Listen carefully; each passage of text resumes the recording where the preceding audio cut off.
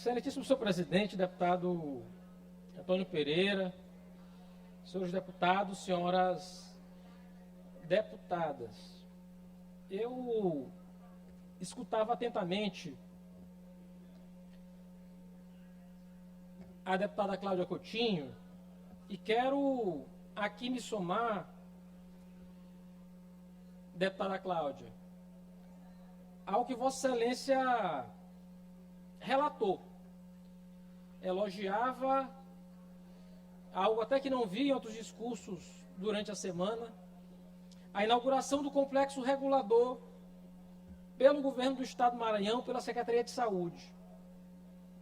Uma medida necessária, que integra num só prédio, num só local, num só espaço, toda a regulação do Estado do Maranhão, deputada Adel. Então a gente vai ter lá o TFD, vai ter lá a regulação de leitos, vai ter lá a regulação de consultas e de exames, de modo, deputado Arnaldo Melo, que o Maranhão se soma às melhores práticas dos outros estados na área de saúde, que é exatamente ter um complexo que possa cuidar de todo o sistema de regulação do sistema de saúde. Deputado Neto Evangelista.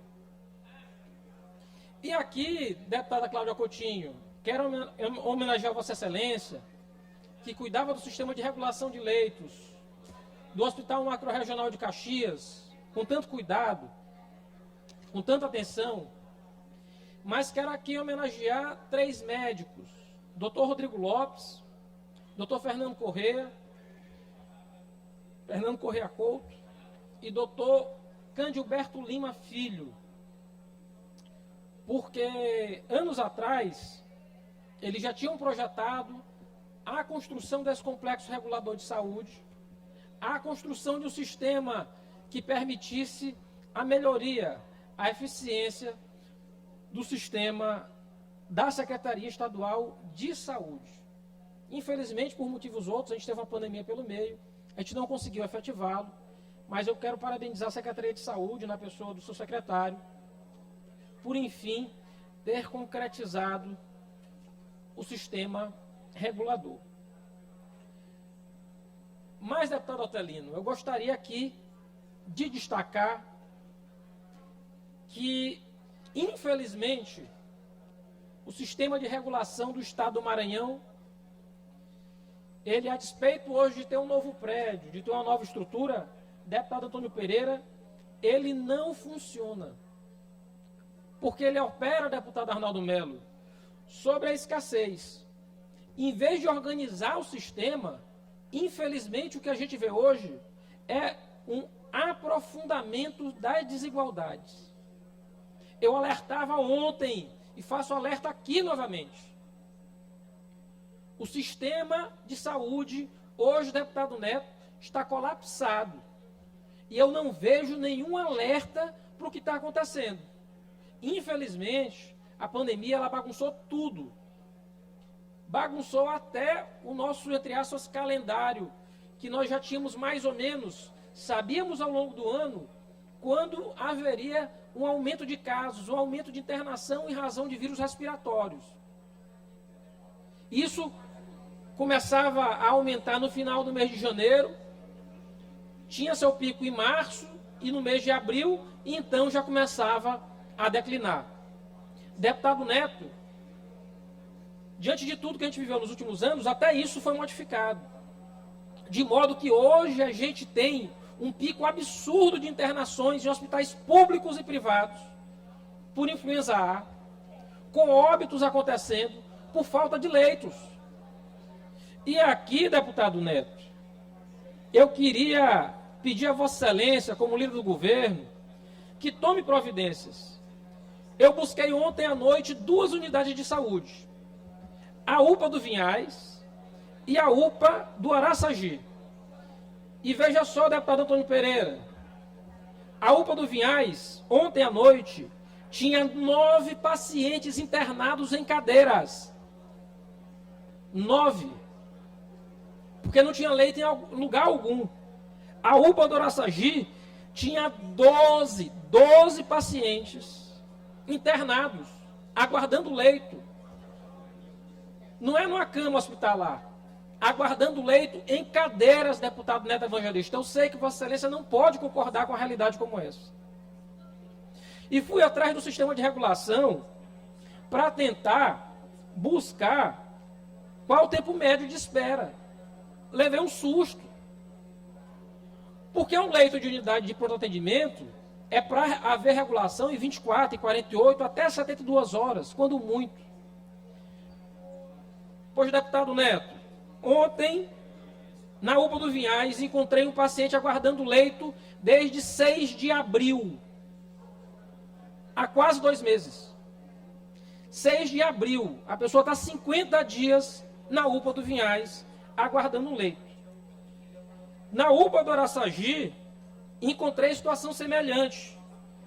Um paciente desde 14 de abril, aguardando, portanto, há 36 dias. Outro, no dia 18 de abril, portanto, aguardando há 32 dias. Desculpa, mas não dá para ficar aqui só batendo palma e elogiando propaganda do governo. Não adianta ter complexo de regulação se eu só estou aprofundando desigualdade e operando sob escassez. E digo mais, e peço atenção da casa. Mesmo diante de todo esse quadro, a notícia que tenho, que não quero acreditar, mas a notícia que recebi, foi que parte dos leitos, não bastasse os leitos interditados por incompetência do sistema, por incompetência do governo do Estado, mas parte dos leitos hoje são reservados à elite do governo do Estado, à elite do Poder Executivo. Então há leitos de hospitais que não são ocupados porque determinadas pessoas vão ligar que não fazem parte do complexo de regulação e dizer, olha, é fulano de tal, é um pedido de cicrano, é um pedido de beltrano, e então esses leitos estão lá destacados, tudo menos para a população. A gente conseguiu recriar o que não existia mais, cidadãos de primeira e de segunda classe. E isso a gente não pode admitir. Então não adianta eu ter complexo de regulação se o governo do Estado está transformando a fila em ferramenta política. Porque são determinadas pessoas que ligam pedindo os leitos, e esses leitos de repente aparecem. Deputado Lula. Concedo a parte, deputado. Deputado Rodrigo pediu primeiro? Lógico, por favor. Então eu vou fazer logo a parte. Essa sua denúncia é muito grave. Eu há pouco fui à tribuna falar de pacientes que estão esperando lá no Hospital Raimundo Lima, que aliás foi construído na sua gestão, como secretário de saúde na gestão do então governador Flávio Dino. E lá eles estão esperando porque um equipamento do Carlos Macieira quebrou. E o governo não faz a reposição, não tem peças de reposição, enquanto isso as pessoas vão sofrendo. Essa denúncia é muito grave. Isso da regulação, da pessoa, agora é dividido por classe, aquele que tem acesso à cúpula do Poder Executivo, deve ser a mesma cúpula que transformou o governo do Maranhão num negócio de família. Quer dizer que quem não consegue chegar à nova família real vai ficar aí esperando eternamente para ser regulado, para ser transferido. Olha a gravidade disso, deputado Rodrigo. Cidadãos agora divididos em primeira e segunda classe, os que conseguem chegar à família real e os cidadãos que ficam lá, jogados às traças, e milhões de recursos chegando. Quando Vossa Excelência foi secretário de Saúde, Vossa Excelência administrava todo esse sistema, que foi bastante ampliado, foi de fato estadualizado o nosso sistema.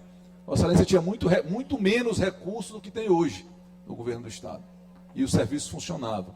Mas a sua denúncia, hoje, acho inclusive que nós devemos fazer chegar ao Ministério Público esse absurdo, mais esse absurdo que acontece no governo Brandão. Quero cumprimentá-lo pelo pronunciamento e pela denúncia. Deputado Rodrigo Lago. Deputado Carlos Lula, sua denúncia realmente é muito grave, gravíssimo. Eu venho pautando aqui na casa, já faz alguns dias, o tema da educação, para mim, infelizmente, abandonada. Eu não imaginava que havia risco disso ocorrer no Maranhão, depois de todo o trabalho feito pelo ex-secretário e hoje vice-governador Felipe Camarão, na condução do nosso governador Flávio Dino, mas infelizmente aconteceu na educação, está acontecendo na infraestrutura, e agora Vossa Excelência toca num ponto mais grave ainda, que é a saúde, porque a saúde é a vida do maranhense que está em jogo.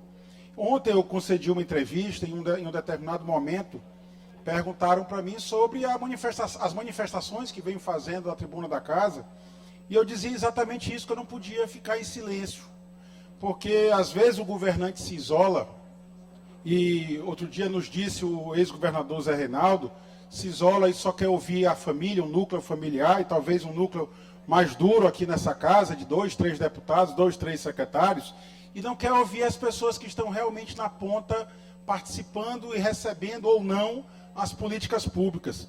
Disse mais, o governador, em dado momento, se empolgou, porque um parapentista, que eu tenho certeza que não foi nem decorrência de enchente, nem de mão de gente, né?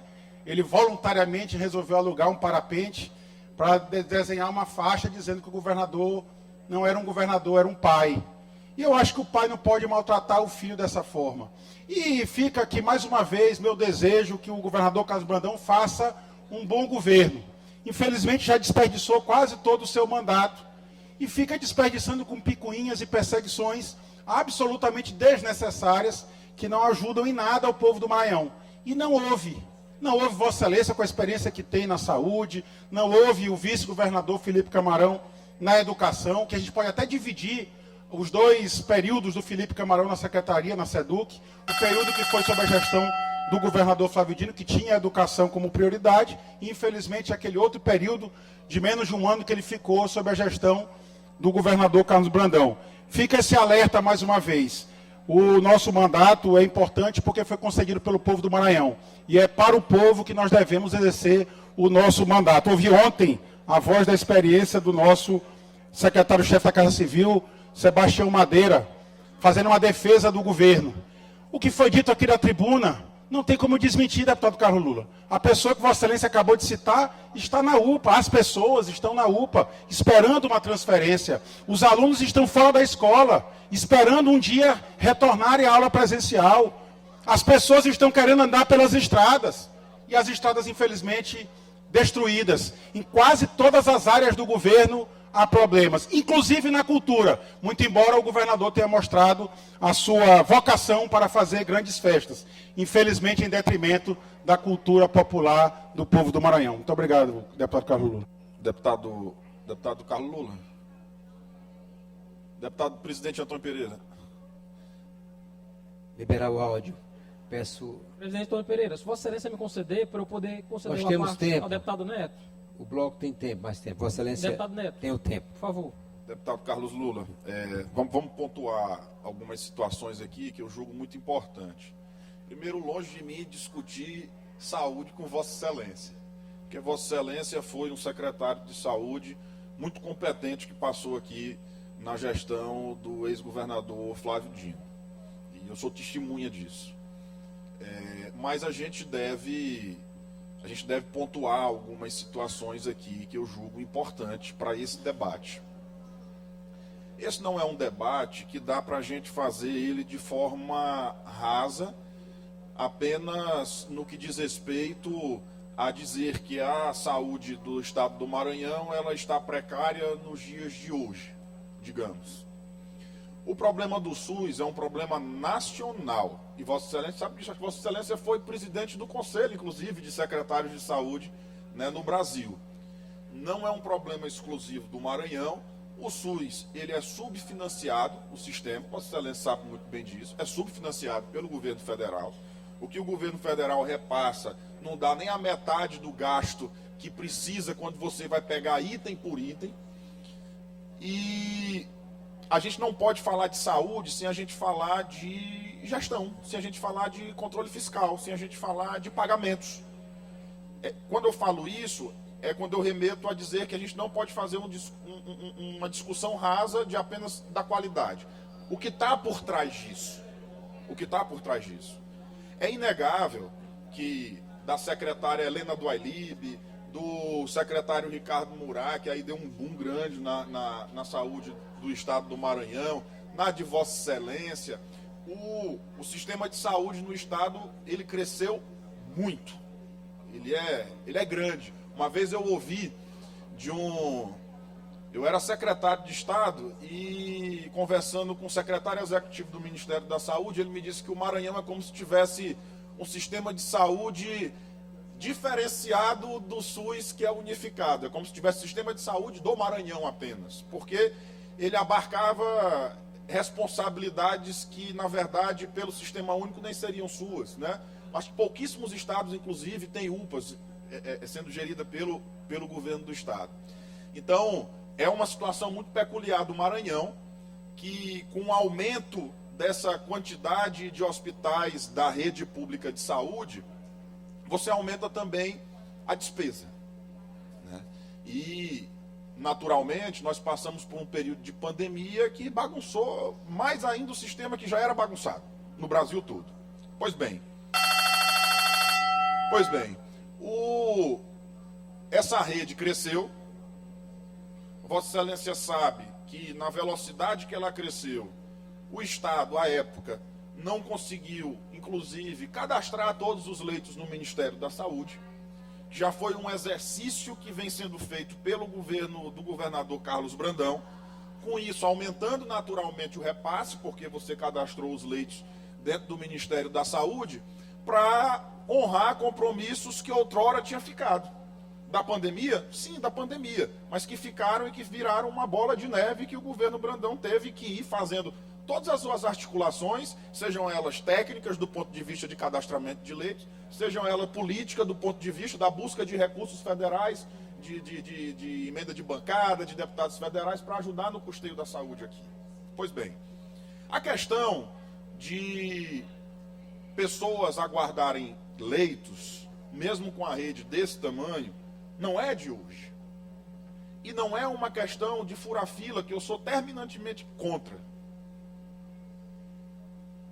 Eu, por diversas vezes, Vossa Excelência era secretário de saúde, eu lhe ligava, Vossa Excelência atendia muito bem, eu dizia, Lula, meu amigo, tem paciente no corredor, tem paciente precisando de leito e está na UPA sentado numa cadeira, a gente precisa dar atenção para isso. Então não é um problema de agora, é um problema de agora, a gente não pode tapar o sol com a peneira, é um problema de ontem, e se o Brasil inteiro não se organizar para esse sistema de saúde, vai ser o problema de amanhã. Agora, que o governador Brandão, ele tem feito o dever de casa do ponto de vista fiscal para garantir que os pagamentos que ficaram virando bola de neve fossem garantidos no seu governo e a saúde pudesse caminhar com as próprias pernas, ele vem fazendo.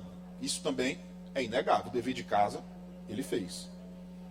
Então, essa discussão, você não pode simplesmente pegar ela, todo o problema de saúde pública agora do estado do Maranhão, de centenas de anos, é do governador Carlos Brandão.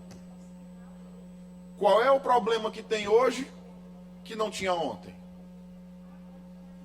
Nenhum.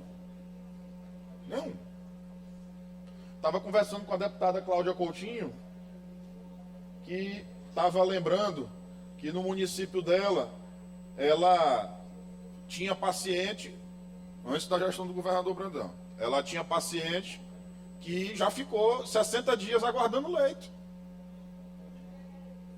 Isso era má vontade? Não. Era um problema do Sistema Único de Saúde. Que se a gente não der as mãos aqui, deputado Otelino, me dê sua mão aqui e as pessoas possam ver ali, ó. Se a gente não der as mãos aqui, todos nós, inclusive, nós aqui que temos agora a obrigação, deputado Arnaldo Melo, legal, de destinar, no mínimo, 50% dos nossos recursos para a área da saúde. Se a gente não fizer também o nosso papel para ajudar a rede de saúde, a gente vai estar ajudando ao Sistema Único de Saúde continuar colapsado, como já vem com problemas há dezenas de anos.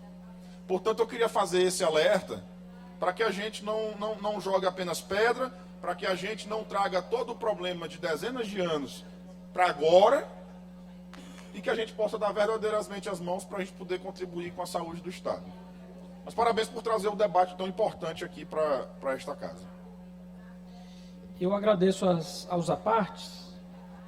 E já para concluir, senhor presidente. Peço, Vossa Excelência, que conclua. Concluirei em menos de um minuto.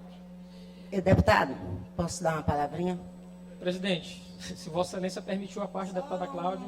Pouquinho, vai ser um pouquinho. Deputada tempo. Cláudia, Realmente tempo como... está exíguo o tempo do... Como o Neto bem falou, deputado Neto, realmente essa problemática dessa espera realmente desses pacientes, principalmente os de alta complexidade, eles não são da agora. Eu vivi como médica ou como enfermeira reguladora, juntamente com a equipe médica, vivíamos constantemente nessa angústia de um leito, numa unidade, realmente que pudesse resolver o caso daquele paciente. Nós estávamos já bem além, realmente, deputado Lula, que eu tive realmente o privilégio de trabalhar muito, realmente, a gente se conquistou, sou testemunha disso, pacientes indo para São Paulo, paciente, Goiânia, enfim, tudo por conta e pelo paciente salvar aquela vida, seja de quem fosse, fazendo sempre o bem, sem olhar a quem. Mas essa dificuldade, ela sempre existiu.